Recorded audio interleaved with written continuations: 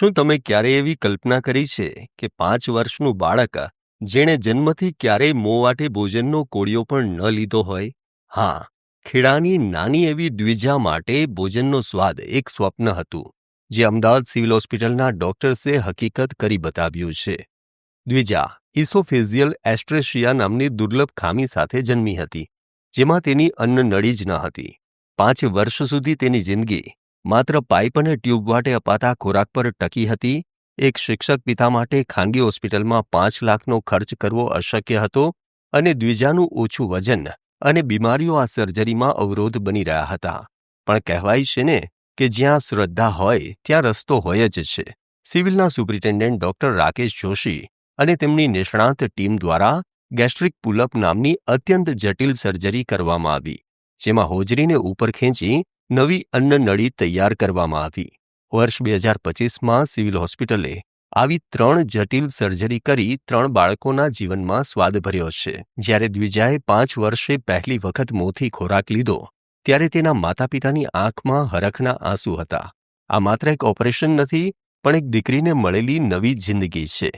2025નું વર્ષ મહેતા પરિવાર માટે ખૂબ ખુશીઓ લઈને આવ્યું છે. એમની વાલસોઈ દીકરી દ્વિજા, જેને જન્મથી જ અન્નનળી બનેલી નહોતી, એનું ગેસ્ટ્રિક પુલઅપ એટલે કે હોજરીમાંથી અન્નનળી બનાવી અને એ સફળ ઓપરેશન પાર પાડવામાં આવ્યું છે. અને એ દીકરીએ 5 વર્ષ પછી મોડેથી ખોરાક ખાઈ અને એનો સ્વાદ આ નવા વર્ષમાં માણ્યો છે. ઘણા બધા બાળકોને આવી તકલીફ હોય છે.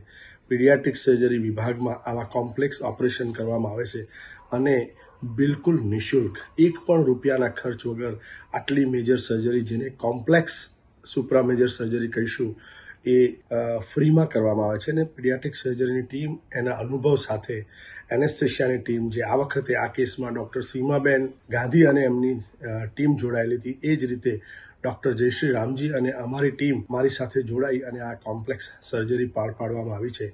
ગયા વર્ષમાં આવા 3 બાળકોને એમ કહીશું કે આ દુર્લભ બીમારી સાથે સારા કરી અને ઘરે મોકલ્યા છે. પીડિયાટ્રિક સર્જરી વિભાગમાં કોઈ પણ જન્મજાત ઓપરેશનની જરૂરિયાત હોય એવા બાળકો જો આવશે તો એમને અમારી ટીમ દ્વારા સારામાં સારી આઉટકમ આવી શકે એ સક્સેસફુલ સર્જરી કરવા માટે ટીમ પૂરી મહેનત કરી રહી છે.